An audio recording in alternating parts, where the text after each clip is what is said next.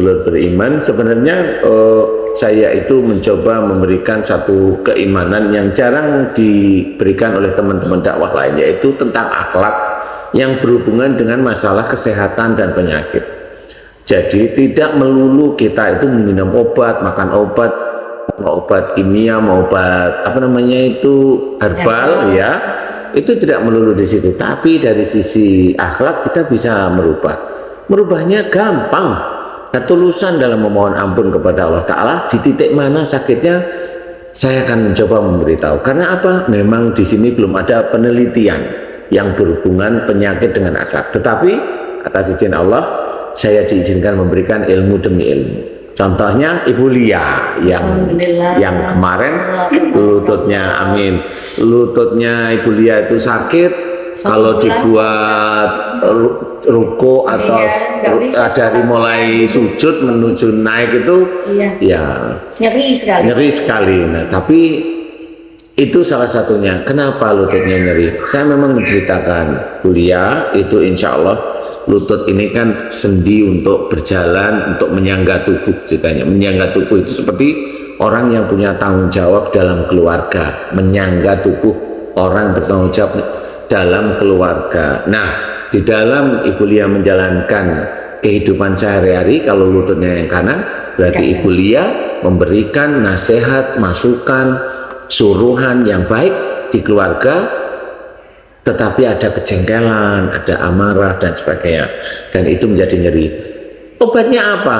Enggak susah sebenarnya.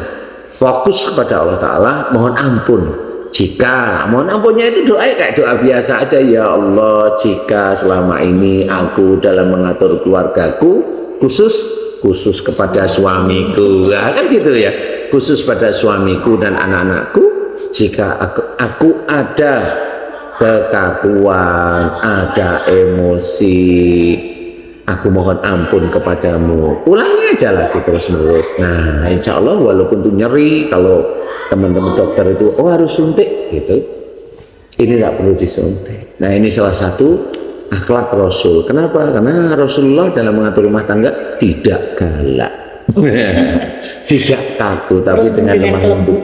Iya, harus kita contoh ya, Bu Lia ya. Begitu saudara beriman. Nah, sekarang ini yang mau bertanya siapa? Ibu Yuni, monggo Ibu Yuni. Terima kasih Pak Ustadz. Assalamualaikum warahmatullahi wabarakatuh. Waalaikumsalam warahmatullahi wabarakatuh. Iya, dikasih kesempatan sore ini buat ketemu Pak Ustadz lagi. Waduh, senang banget. Soalnya kemarin pas habis ketemu yang sebelumnya, saya udah bilang sama Mbak Lia, nanti besok kalau diundang Pak Ustadz lagi, pokoknya saya mau nanya lagi. Pokoknya mau tanya. Boleh. Saya kalau ketemu gini langsung kan lebih enak, lebih benar mengena gitu, biar mudah tahu gitu Pak Ustadz. Di saya ini sebenarnya udah banyakan mengerjakan banyak ini pertanyaan sebenarnya. Tapi ini setelah kemarin sebelum pertemuan kemarin itu juga saya udah sering tuh YouTube-nya Pak Ustadz, banyak masalah yang saya sakit jadi saya tontonin semua gitu kan.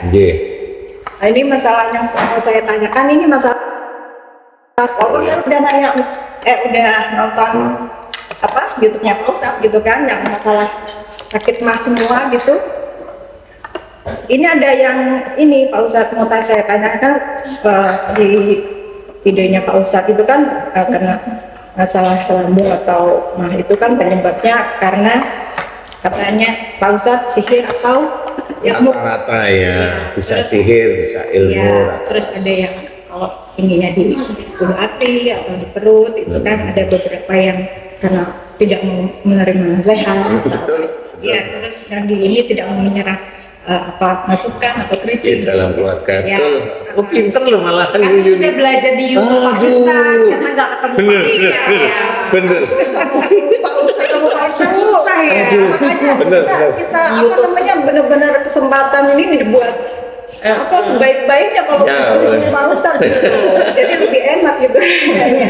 Terus tapi nggak marah kalau nggak nanya langsung. Iya, langsung dibela-belain Pak Ustadz. Iya betul. Terus kan kalau yang kebetulan yang terakhir saya tonton itu video dengan Pak Tung yang masalah karena sihir, mas, karena kena sihir atau Iya. ilmu gitu. Nah terus yang di ujung itu katanya Pak Ustadz itu bisa karena apa?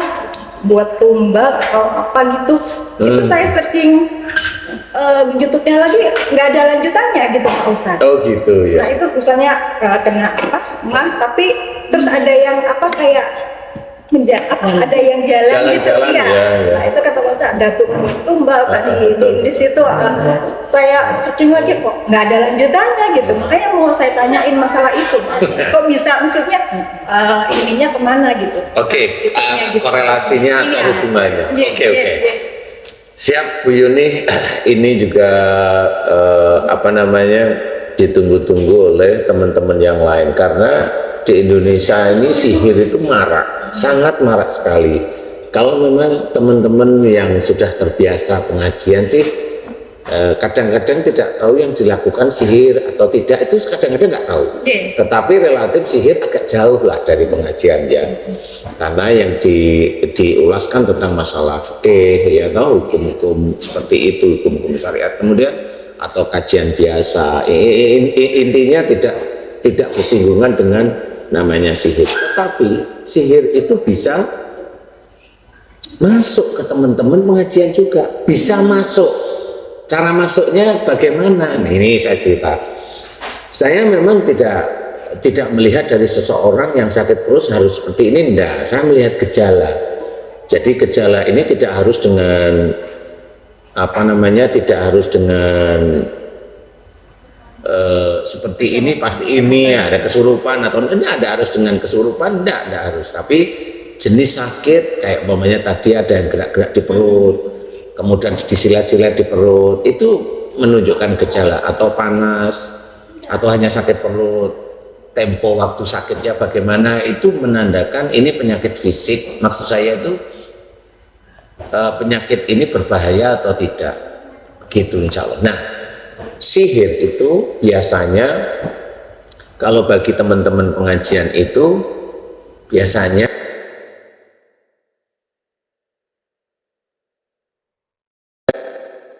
punya dagangan.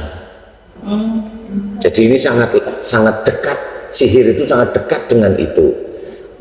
Usaha, dagangan, usaha, toko, kelontong, apapun itu biasanya seperti itu.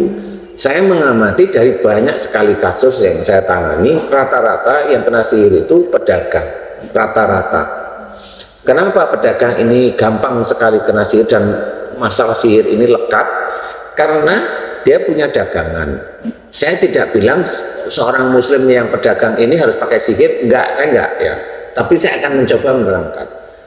Jadi kalau seseorang muslim biasanya kalau punya toko atau dagangan dan sebagainya, biasanya kan pengennya itu kan laris ya, betul ya. Pengennya secara naluriah nafsu manusia itu pengennya laris. Nah, karena dia sudah mencoba buka dan memang karena belum dikenal kan ya nggak bisa laris ya. Tetapi karena nafsunya itu menginginkan uang yang lebih laris dan sebagainya, akhirnya dia coba cari-cari siapa orang yang bisa ini itu dan sebagainya. Memang orang-orang itu kebanyakan akhirnya perginya ke orang pintar atau ke dukun, atau kalau kita itu sekarang katanya kiai, katanya, tapi sebenarnya bukan memberikan pelajaran-pelajaran agama, tetapi malah pakai amalan tertentu, cara-cara tertentu yang memang itu di dalam Islam enggak ada tuntunannya. Akhirnya dipakailah itu, entah pakai air putih yang kelihatan tidak begitu seperti dukun, pakai air putih, atau pakai minyak, atau pakai wafak, atau apa namanya, kotakan tulisan itu barang kotak atau kotak ya kata dia, lempengan tulisan yang di dalamnya itu tulisan Arab dan sebagainya. Itu biasanya seperti itu dia bawa. Kalau dia sudah ke kiai, dia sudah berpikiran bahwa itu benar, laris gitu. akhirnya memang atas izin Allah, saya bilang atas izin Allah ya, atas izin Allah, tapi belum tentu itu ridha Allah, memang dagangannya laris pada saat itu. Nah, dengan larisnya begitu, dagangan itu kan banyak yang lihat, sebelah sana juga dagang, sebelah sini kok sing itu laris. Nah, mulai punya pikiran kan di Indonesia itu seperti itu. Dah kok laris pasti dia pakai dukun. Nah, karena dia itu juga terintimidasi nafsunya, ya akhirnya menjadi tuntutan. Saya kok kurang masuk. Nah, mulai dia mikir, carilah yang seperti itu. Nah, yang saingannya nggak mau kalah. Gimana dagangan saya laris dan saingan saya nggak laris. Mulai dia dua barang dibawa. Yang bagaimana dagangan saya laris ditaruh di tokonya, ditaruh di warungnya, ditaruh ini. Yang bikin tidak laris disebarin ke toko yang lain, saingannya dan sebagainya. Nah, inilah menjadi persoalan awal. Sama akhirnya seperti itu. Kalau memang dia tidak mampu, ya akhirnya iman itu dia rusak sendiri. Jadi dia menggadaikan imannya kepada jin dan sebagainya, yang memang kalau saya boleh cerita, memang jin itu karakteristiknya macam-macam. Khusus dia menarik orang pelanggan bisa, memang karakteristiknya macam-macam. Jadi kalau di kita itu ada yang ahli fisika, ahli matematika, kan gitu ya. Kemudian ahli biologi, ahli macam-macam ya. Nah itu di jin itu sama, ahli apa? Ada yang ahli kebal, jadi kalau di pedang itu nggak apa-apa, ditusuk nggak apa-apa. Kemudian ahli di dalam menarik pelanggan, nah itu dia juga bisa menarik pelanggan. Ahli menutup rumah, kalau orang itu panglimunan apa itu namanya ya, nah itu sehingga kalau itu ditaruh di situ, tokonya itu kesannya tutup, nggak kelihatan, jadi kayak tutup gitu. Nah disinilah mulai. Nah di luar itu tidak cuma hanya untuk tidak hanya untuk menutup dan sebagainya, akhirnya saingan-saingan ini menjadikan dia menaruh sesuatu untuk menyerang yang punya. Jadi itu tidak cuma untuk tidak kelihatan, tapi sudah mulai menyerang yang punya. Nah, yang nyerang yang punya ini ada ilmu-ilmu tertentu yang orang tidak banyak paham. Ilmu ini adalah tumbal. Nah, inilah tumbal yang tadi Ibu Yuni cerita di perut, tetapi ya bergerak-gerak di perut, yang itu bisa menjadikan masalah sakit yang tidak pernah kunjung sembuh. Betul-betul kalau tumbal itu nggak bisa sembuh.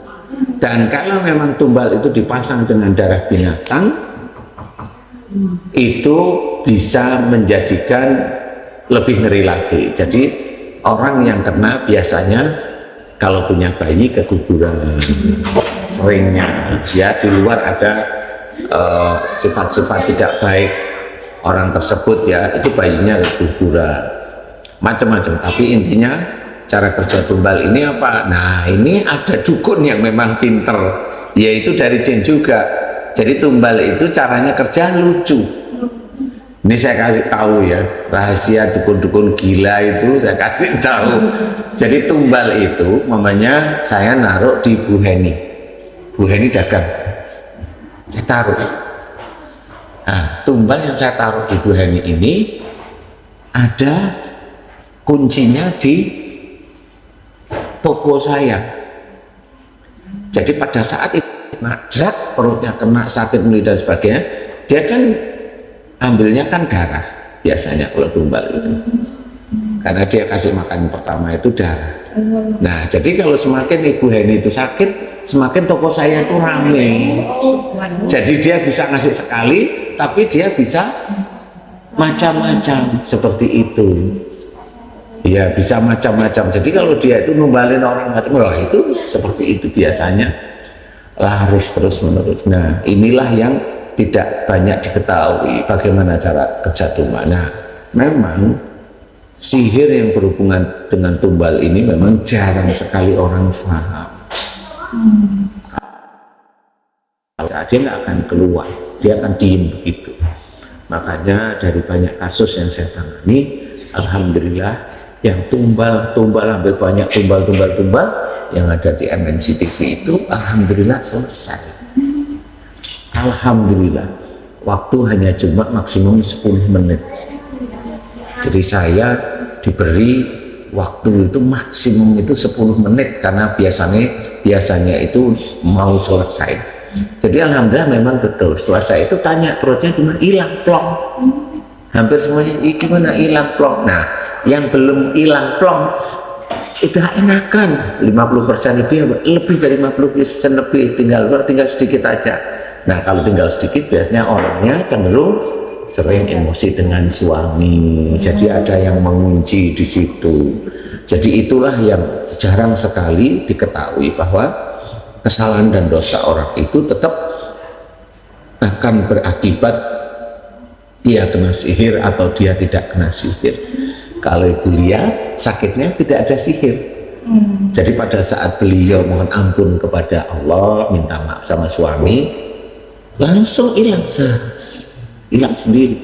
Karena memang proses sakitnya beliau itu memang atas izin Allah, sehingga bisa lepas. Bagaimana cara menyelesaikan? Nah, cara menyelesaikan memang saya mengajarkan hal-hal yang ringan sebenarnya, itu bisa dikerjakan di rumah. Dengan cara bagaimana? Berdoa yang baik. Berdoa karena gimana ya? Ada doa kita jelas, ada doa namanya baca Fatihah, kemudian syahadat, kemudian sholawat Nabi, kan gitu, boleh memuji sebentar, kemudian baru doa. Doa itu maunya kemana? Doa ini disesuaikan dengan kasus yang kita hadapi. Kalau memang gitu kok ada gerak-gerak pasti sihir, itu udah pasti. Kayaknya dulu makanya saya pernah ngalamin gitu Pak. Oh ya? Nah, terus? Tapi udah lama banget, itu udah anak saya pas masih umurnya masih awal-awal setelah itu sih. Makanya sampai sekarang pun saya masih suka ya balik. Karena kalau untuk yang bergerak-gerak itu udah nggak lama banget, udah nggak berasa, cuma sakit mahnya masih kumat gitu. Ya berarti ibu Yuni ada, tetap sihirnya masih ada di tubuhnya Ibu Yuni. Cuma memang kadang-kadang dia muncul. Kenapa itu kadang-kadang muncul? Apakah itu dibilang sembuh? Enggak, sihir itu masih di tubuh. Tetapi ada beberapa kemungkinan. Kemungkinan pertama adalah dukunnya sudah tidak ngerjain lagi. Jadi iya, dukun tidak ngerjain. Biasanya kan dikerjain itu kasih makannya apa, makannya darah ya dia kasih darah, makannya dia apa, makannya kemenyan ya kasih kemenyan, makanya apa terserah itu jinnya. Nah itu yang pertama. Yang kedua, jadi istilahnya serangan dukun kepada Ibu Yuni itu sudah diabaikan, sudah enggak dikerjain. Jadi umpamanya dia punya boneka dengan nama Ibu Yuni, dia sudah nggak ngerjain. Jadi dia letakkan di lain tempat, dia ya bonekanya masih ada, dan nggak bisa lepas. Tapi nanti saya ajarkan, insya Allah bisa.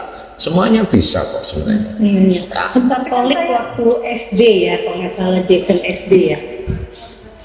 Kolik pas baru-baru MDS ya. Oh itu kalau urat jin yang pas mau berdiri itu kering gitu. Tapi nggak tahu tuh penyebabnya apa sih, pas udah disuntik rumah sakit aja udah selesai, udah nggak sakit sih.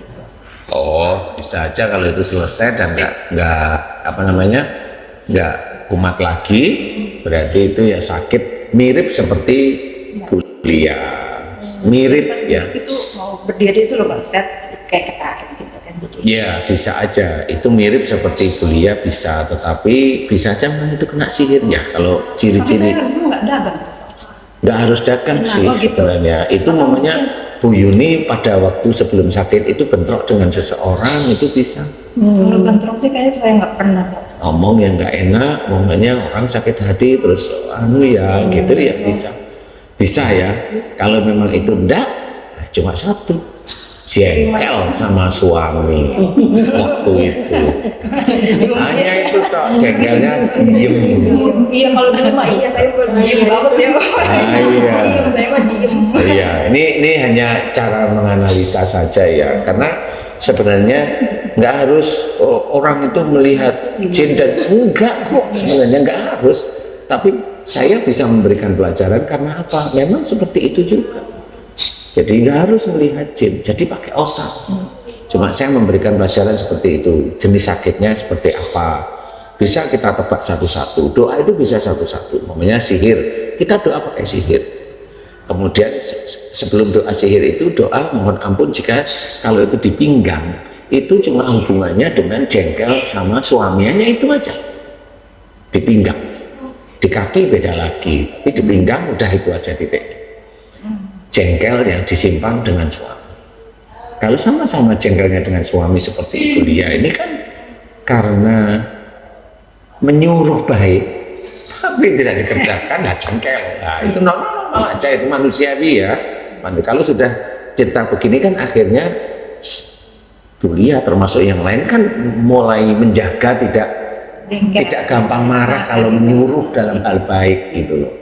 Menyuruh dalam hal baik gak usah marah, kasih tahu aja yang baik. Karena yang seperti itu malah lebih mulia di hadapan Allah Ta'ala daripada kita nyuruhnya baik tapi marah ya. Mau nyoba kalau ada yang sakit enggak sih di perut? Enggak ada ya.